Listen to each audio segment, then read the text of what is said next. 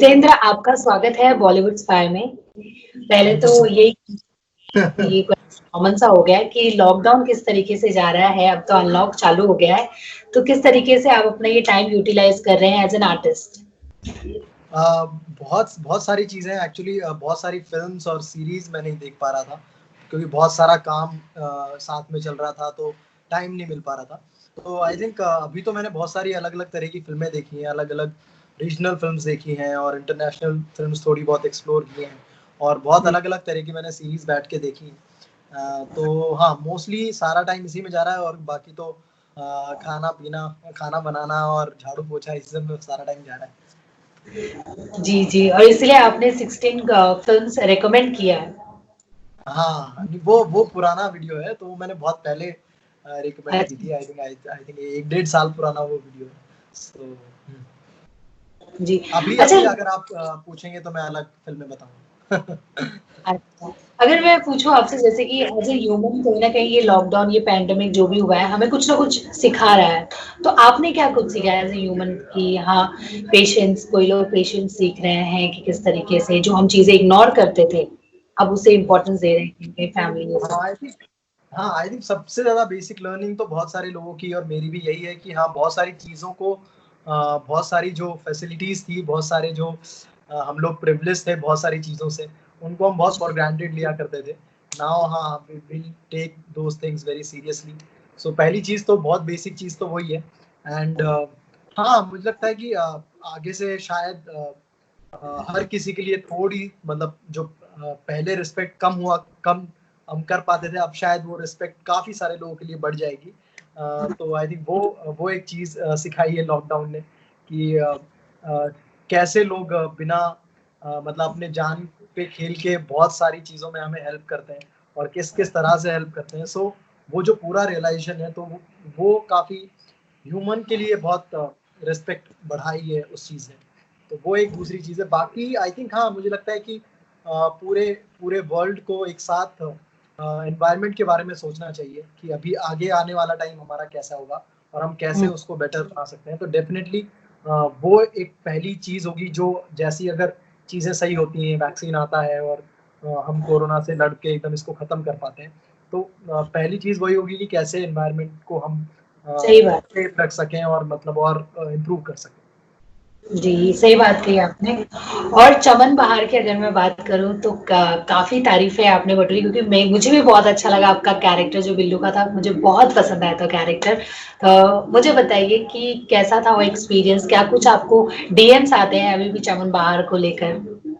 हाँ, मतलब काफ़ी अलग ज़ोन में वो फ़िल्म पहुँची है लोगों के पास और काफ़ी अलग रेंजफुल रिस्पॉन्स रहा है उसका, बहुत ज़्यादा पसंद आई है फ़िल्म लोगों को। बहुत छोटी-छोटी चीज़ें फ़िल्म की पसंद आई है, लाइक जो उसका लिंगो है, जो छत्तीसगढ़ी लिंगो है, वो लोगों को बहुत पसंद आया है। बिल्लू का कैरेक्टर बहुत पसंद आया है और आई थिंक हम लोगों ने बहुत सारे ऐसे प्रोटैगनिस्ट पार्ट्स में पान वाले को नहीं देखा था कभी एंड एक ऐसे ही मतलब एक स्मॉल टाउन में पान वाले की वन साइडेड लव स्टोरी है और लव स्टोरीज में वहाँ जो छोटे शहर या कस्बे होते हैं या नॉट इवन मतलब हर जगह कैसे एक लवर जो वन साइडेड लव फेस कर रहा है वो कैसे चीज़ों को गलत तरीके से इंटरप्रेट करता है और कैसे गलत जाता है तो वो फ़िल्म जी। दिखाती है। आई थिंक हाँ, लाइट चली गई है इधर। तो but I think I am visible, right? अब क्लियर हो, डोंट वरी, क्लियर हाँ, हूँ। तो आई थिंक बिल्लू का character as a protagonist in the story वो बहुत लोगों को पसंद आया है, क्योंकि अब तक हम लोगों ने इस तरह के कैरेक्टर्स एज़ अ प्रोटैगनिस्ट नहीं देखे थे, तो उसकी काफ़ी तारीफ़ें हो रही हैं। बहुत लाइक काफ़ी सारे स्पोर्ट्समैन हैं जिनका मुझे मैसेज आया है पर्सनल कि अरे उन लोगों को बहुत अच्छी लगी है। आई थिंक बहुत सारे बॉक्सर जो हैं उन लोगों ने देख ली है, तो किसी एक ने हाँ। देखी है फिर उनके पूरे ग्रुप में वो स्प्रेड हो गई कि अरे वॉच दिस तो उन सबके मेरे पास मैसेज आ रहे हैं। तो वो बहुत वार्म एक रिस्पॉन्स है, अलग जगह पे एक फ़िल्म पहुँच गई है। सो हाँ, मतलब बहुत अमेजिंग। या जी। एक्सपेक्टेड था, क्योंकि मैं एक क्वेश्चन पूछना चाहूँगी कि पहले से ही डिसाइडेड था कि ये नेटफ्लिक्स पे ही रिलीज़ होगा या फिर थिएटर रिलीज़ होने वाला था, बट ड्यू टू लॉकडाउन, ये पैंडेमिक, ये हाँ, सब? सो हाँ, हम लोगों ने थिएटर के लिए फ़िल्म बनाई थी और ये मैंने शुभ मंगल ज़्यादा सावधान से पहले शूट की थी और ओह! मेरी पहली फ़िल्म थी जो कि थिएटर में जाने वाली थी। तो उस हिसाब से हम लोगों ने काम किया है, उसी हिसाब से पूरी स्टोरी है, जो पूरी स्टोरी का जो कैनवस है, जो म्यूजिक है, जिस तरह के गाने हैं, जिस तरह से शूट किया गया है, और मतलब पूरी तरह से दिमाग में ये था कि इसको हम थिएटर में देखेंगे तो कैसे देखेंगे, तो उस हिसाब से सबने अपना अपना काम किया है। तो हम लोग काफी एक्साइटेड थे इस फिल्म के लिए, and I think like I think 18th या 19th जून को फिल्म नेटफ्लिक्स पे आई है, और 24th जून को पहले प्लान था, लाइक मार्च जी में it was plan for theatrical release कि 24 जून को आएगी, बट वो नहीं हुआ, लॉकडाउन पहले ही चालू हो गया, तो 18 जून को नेटफ्लिक्स पे आ गई। जी जी। तो लेकिन आपको लगता है कि अच्छा रिस्पॉन्स ज्यादा करके देखा जाए तो नेटफ्लिक्स पे ही मिला है? आई थिंक नेटफ्लिक्स से आने से ये हुआ है कि बेसिकली सिचुएशन बहुत खराब है, और इस सिचुएशन के कारण सबको घर में बैठना पड़ रहा है, और हमारे पास जो OTTs हैं, नेटफ्लिक्स, अमेजोन या यूट्यूब या जो भी है, बहुत सारे OTTs हैं, वो ही उन्हीं पर हम सारा कंटेंट कंज्यूम कर पा रहे हैं, और उसी से अपने आप को एंटरटेन कर पा रहे हैं, उन्हीं चीज़ों से। तो एक तरह से क्योंकि सब लोग घर पे बैठे हैं और इन्हीं चीज़ों से अपने आप को एंटरटेन कर रहे हैं, तो ज़्यादा विजिबिलिटी मिली चमन बार को मेरे हिसाब से, क्योंकि जी एक टास्क होता है, और थिएटर में जाके देखना, और उसकी पब्लिसिटी, और वो पूरा एक एफर्ट होता है, तो घर से लोगों को खींच के लेके जाना कि मेरी फिल्म आई है, प्लीज जाके देखो, मेरी फिल्म आई है, प्लीज जाके देखो, तो वो एक पूरा एक टास्क होता है जिसको हम प्रमोशंस बोलते हैं। तो वो एफर्ट थोड़ा कम हो गया, क्योंकि लोग घरों पे ही थे और नेटफ्लिक्स उनके सामने था। जी। तो कहीं ना कहीं देखा जाए ना, फिल्म का ट्रेलर जो था ना, कहीं ना कहीं ट्रेलर इतना इंटरेस्टिंग था ना कि लोगों को देखने पे कि क्या है, मजबूर कर देता है। तो ये ये अच्छा है कि और स्पेशली रिव्यूज भी बहुत अच्छे मिले हैं इस फिल्म को। Correct correct. तो मैं जानना चाहूंगी पूरा अब पंचायत को लेके काफी वो है कि सीरीज सेकंड सीजन कब आने वाला है? पंचायत बेसिकली जैसे ही आया उसी टाइम पे, मतलब लॉकडाउन चल ही रहा था, रहता हाँ, मतलब बेसिकली रिस्पांस काफी हम लोगों ने जिस हिसाब से उसका रिस्पांस आया, वैसा जेन्युइनली हम लोगों ने कभी एक्सपेक्ट नहीं किया था, क्योंकि जी मतलब जिस तरह की वो कहानी है, जिस तरह की सिंपल और बहुत स्वीट सी स्टोरी है, और जिस तरह के पेस पे हम लोग चल रहे थे बिफोर लॉकडाउन, तो वो ऐसा लग रहा था कि हम लोग ये शायद मिस ना हो जाए, जिस भाग दौड़ में लोग अपनी लाइफ जी रहे थे लॉकडाउन से पहले। लेकिन जैसे ही लॉकडाउन हुआ उसी टाइम पे पंचायत आया, उसका रिस्पांस इतना ज्यादा अच्छा आया कि हम लोग जो राइटर डायरेक्टर हैं वो प्लान कर रहे हैं सीजन 2 का, बट अभी बहुत ऑफिशियली मैं नहीं कह पाऊंगा कि कब आ रहा है या कैसे प्लान है, बट हाँ, they are thinking, they have something in their minds कि क्या क्या कैसे स्टोरी होनी है और क्या क्या एलिमेंट्स इस सीजन में होने हैं, सो दे हैव समथिंग। जी। अच्छा, एज एन आर्टिस्ट और एज एन ऑडियंस अगर मैं बात करूँ, अपने आपको एज एन ऑडियंस भी देखा जाए या आर्टिस्ट भी देखा जाए, तो आप OTT प्लेटफॉर्म को इंडिया में एज ए फ्यूचर कैसे देखते हैं? मतलब बहुत ही अच्छा फ्यूचर है, और बहुत अच्छा टाइम है अभी OTTs पे कंटेंट बनाने का, हर तरह का एक्सपेरिमेंट करने का, और जिस तरह की कहानी मेकर कहना चाहता है, और हम मतलब बहुत सारे एक्टर्स हैं जो अलग अलग अपना पर्सोना, अपनी पर्सनालिटी और अपना क्राफ्ट लेके आते हैं, तो वो सारी चीज़ों के लिए बहुत अच्छा स्कोप है अभी के लिए। तो अभी एकदम बहुत, मतलब ये काफी मतलब बूम वाला फेज है फॉर OTT कि क्योंकि जिस फास्ट लाइफ में हम लोग जी रहे हैं, तो बहुत सारा कंटेंट हम लोग घर पे बैठे या अपने टैबलेट्स पे ट्रैवल करते हुए, या ऑफिस में 5-10 मिनट का ब्रेक मिला, उसमें हम लोगों ने आधा कुछ देख लिया, आधा एपिसोड देख लिया, आधा फिर बाद में देख लिया।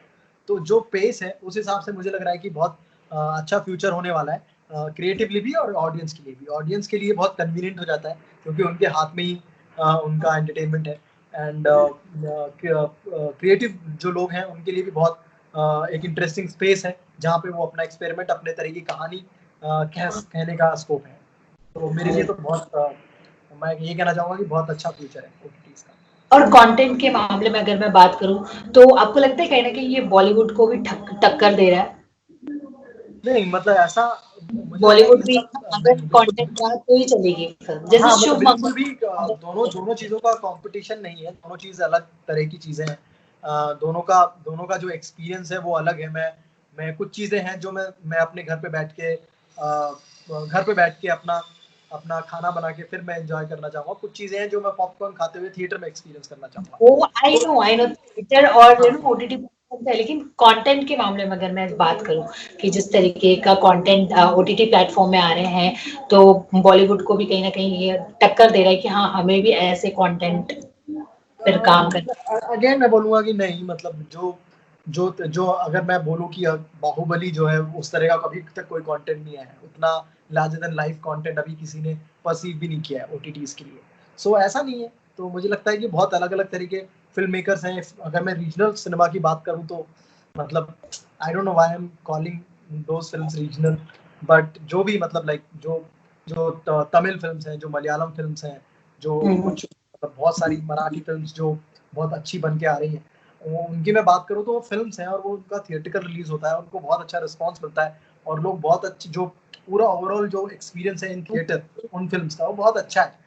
तो ऐसा मैं कहीं भी नहीं है कि या दो कंटेंट क्लैश कर रहे हैं या टक्कर दे रहे हैं। मुझे लगता है कि कंटेंट बन रहा है और हर हर फिल्म मेकर अपना कंटेंट लेकर के रेडी है, चाहे वो सिनेमा हो, चाहे वो ओटीटीज हो। बस वो टाइम की बात है कि कौन सा कंटेंट कब कहाँ आया और हमें लगता है कि अरे नहीं यार ये बेटर है, तो वो कंपैरिजन चालू हो जाते हैं। बट मुझे लगता नहीं कि कोई भी कंपैरिजन है दोनों चीजों का।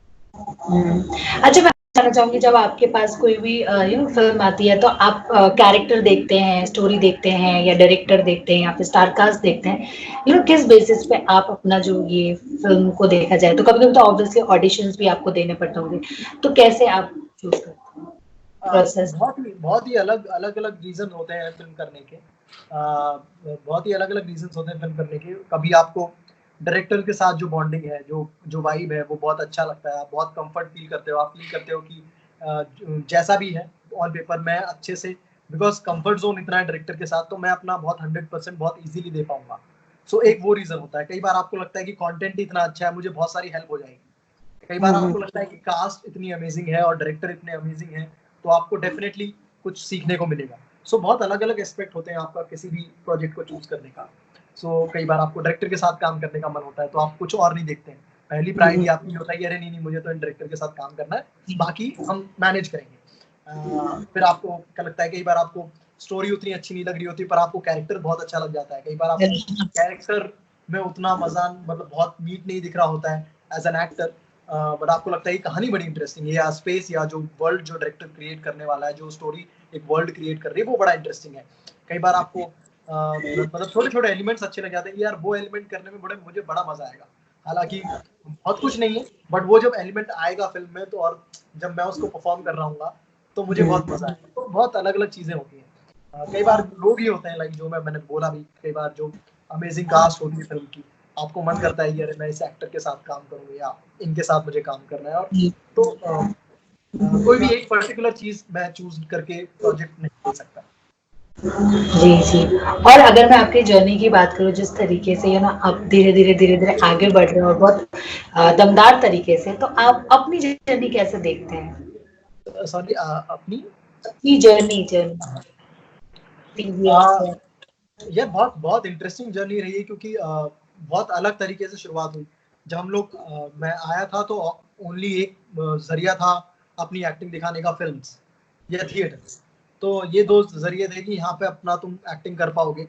बट जैसे ही मैं आया तब यूट्यूब काफी ग्रो कर रहा था और टीवीएफ भी साथ में काफी ग्रो कर रहा था और मैं उस जर्नी का पार्ट बन गया। एंड आई थिंक तो वो मतलब जो डिजिटल वाली जर्नी है वो काफी इंटरेस्टिंग रही शुरू से ही। मतलब मैं अपने आप को बहुत लकी एक्टर बोलता हूँ कि जिस दिन मैं बॉम्बे आया उस दिन मैंने पहला अपना स्केच शूट किया, तो पहले दिन ही मैं शूट कर रहा था। तो मैं अपने आप को बहुत लकी बोलता हूँ। एंड थ्रू आउट काम वाइज बहुत अलग अलग तरह के एक्सपेरिमेंटल और नए नए कैरेक्टर्स मैंने, जो टीवीएफ वीडियोस हैं, टीवीएफ के स्केचेस हैं, उन सब में मैंने किए। तो काफी इंटरेस्टिंग जर्नी है। फिर वहां से एक डिजिटल का बूम आना, वहां से ओटीटीज का क्रिएट होना और अलग अलग कंटेंट का, अलग अलग तरह के कंटेंट का एक बाढ़ आना। ठीक है, तो वो जो जर्नी है वो काफी अलग रही, काफी मजेदार सी जर्नी रही। हालांकि मैं फिल्म करने आया था बट ये जर्नी चालू हो गई, वेब शोज बड़े हो गए एंड बड़े प्लेटफॉर्म्स हो गए। एंड उन प्लेटफॉर्म्स पे अलग अलग तरह के शोज आपको करने को मिल रहे थे। और उनमें से कुछ इंटरेस्टिंग शोज का मैं पार्ट रहा. So overall, good journey, and now finally I am doing films. Chaman Bahar is my third film, and like उससे पहले शुभ मंगल था सावधान, उससे पहले गॉनकेश. So yeah, it's a good, I will say, good journey. जी, ज़रूर मैं ये भी जानना चाहूँगी मैं, जैसे कि जो भी आप कैरेक्टर करते हैं हमें ऐसा लगता है कि ये कैरेक्टर आपके लिए ही बना है ना? और अब बहुत ईज़िली ऐसा लगता है, बहुत हमें दिखता है कि यार एकदम अच्छे से कर रहे हैं, ईज़ी और ये इसके लिए बना है। लेकिन आपको कितनी मेहनत करनी पड़ती है? कौन-सा एक ऐसा कैरेक्टर है जिसे निभाने में बहुत टाइम लगा हो, बहुत मेहनत लगी हो और वो मतलब जितना मेहनत आप कोई कैरेक्टर के लिए करते हो, उतने आपके दिल के करीब हो? तो कोई ऐसा कैरेक्टर? मुझे ऐसा लगता है कि जो किसी भी प्रोजेक्ट की जर्नी होती है वो सिमिलर होती है.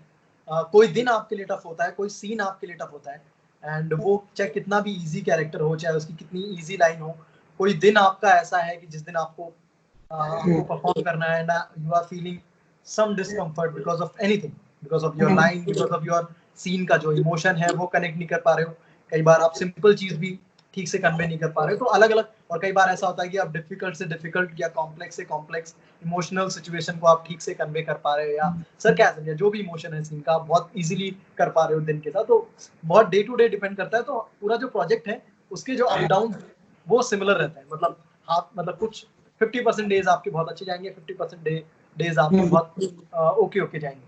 जिस दिन आप डिस्कम्फर्ट फील कर रहे होंगे ऑन सेट्स, मतलब because of anything, because of your mood, because of your like कम सोए हो, कम, क्योंकि काफी लंबा प्रोसेस होता है और लंबे टाइम तक तुम कंटिन्यूअसली शूट करते हो.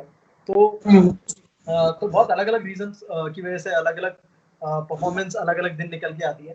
तो ऐसा कुछ नहीं है कि किसी प्रोजेक्ट के लिए मुझे बहुत कि यार ये तो मुझसे हुआ ही नहीं, या फिर ये मुझसे बहुत इजीली हो गया, वैसा नहीं हुआ है. बट मेहनत काफी होती है. लाइक वो शुरू होती है व्हेन जब आप पहली बार स्टोरी सुनते हो, तब आपको नजर आता है कि डायरेक्टर किस हिसाब से ये कैरेक्टर सोच रहा है, या किस हिसाब से ये कहानी बनाने के लिए सोच रहा है. तो पहली बार तुम्हें वो पहले नरेशन में डायरेक्टर की सोच दिखती है, या जब तुम नरेशन के बाद बहुत सारे डिस्कशंस करते हो डायरेक्टर के साथ, तो आपको नजर आता है कि ओह, मुझे इस पिच पे काम करना है, या इस सीन को डायरेक्टर ऐसे देख रहे हैं, या इस कैरेक्टर में ये चीजें रिक्वायर्ड है, या ये लुक रिक्वायर्ड है. तो उन चीजों पे फिर आप काम करना शुरू करते हो. तो आई थिंक हाँ, मतलब बहुत सारे सजेशंस डायरेक्टर से आते हैं. उन सजेशन में तुम अपना कुछ ना कुछ इनपुट, वो इजी हो जाता है एज एन एक्टर. जब आपको डायरेक्टर बहुत डिटेल वाला मिले, तो आपके लिए बहुत इजी हो जाता है टू गिव मोर इनपुट. तो वहां से यही मेहनत है कि जैसा जैसा बोला जा रहा है उन चीजों पे आप काम करते जाओ. आपको बोला जा रहा है कि इस सीन में आपको इस लेवल का गुस्सा होना है, या ये इस लेवल का गुस्सा ये सीन एक्सपेक्ट कर रहा हूँ. तो वो तुम्हारी मेहनत है. तो उसमें तुम टाइम लेते हो अपना. तुम बहुत अलग अलग प्रोसेस हर कहानी में. अगर मैं बात करूँ शुभ मंगल ज्यादा सावधान की, वो थोड़ा डिफरेंट कैरेक्टर था जो अब तक आपने अभी तक नहीं हुआ. तो मैं ऐसा कह सकती हूँ कि वो शायद हाँ, मतलब डेफिनेटली मेरा भी शुभ मंगल का जो एक्सपीरियंस है वो काफी अप डाउन्स वाला रहा. मतलब क्योंकि उसमें अलग अलग तरह के सीन्स थे, सिंपलिसिटी थी, प्लस सब होमोसेक्सुअल स्टोरी जो कि बहुत ऐसा बैक फुट पे नहीं है, बहुत फ्रंट फुट पे जाके हम लोगों ने वो फिल्म बनाई है. सो उसमें एक अलग पिच, डायरेक्टर को पर्टिकुलर पिच चाहिए थी. हमारे जो हितेश केवलिया जो डायरेक्टर राइटर हैं फिल्म के, उनको अलग अलग सीन में अलग अलग तरह की चीजें चाहिए थी जो बहुत डिफिकल्ट थी एज एन एक्टर. तो उसका सबसे इजी तरीका जो धीरे धीरे सब एक्टर्स ने ढूंढा कि लीव इट, जो भी बोल रहा है, जैसा बोल रहा है, जैसा बोल रहा है करते जाओ. तो वो वहां से आना चालू हुआ. आई थिंक नीना मैम, गजराज भी बहुत जल्दी समझ गए थे बात कि अपने आप को छोड़ दो, एंड जैसा जैसा बोला जा रहा है वो कर दो. जैसे मैं हुआ, या सभी लोग का ही वही रहता है कि हमें कुछ ऐड करना है, या हमने कुछ सोचा है सीन के बारे में, उस तरीके से सीन होना चाहिए. बट डायरेक्टर को एक अलग पिच हो गया. तो फिर फाइनली हम लोगों ने भी रियलाइज किया कि जैसा बोल रहे हैं हमें उन चीजों पे काम करना चाहिए. तो बहुत बहुत मजा आया. हम लोग 60 दिन प्रोजेक्ट पे बनारस में साथ थे, 20 दिन बॉम्बे शूट किया. और बहुत अमेजिंग और बहुत बढ़िया उम्दा कलाकार उस फिल्म में, एंड सब अच्छे दोस्त हैं.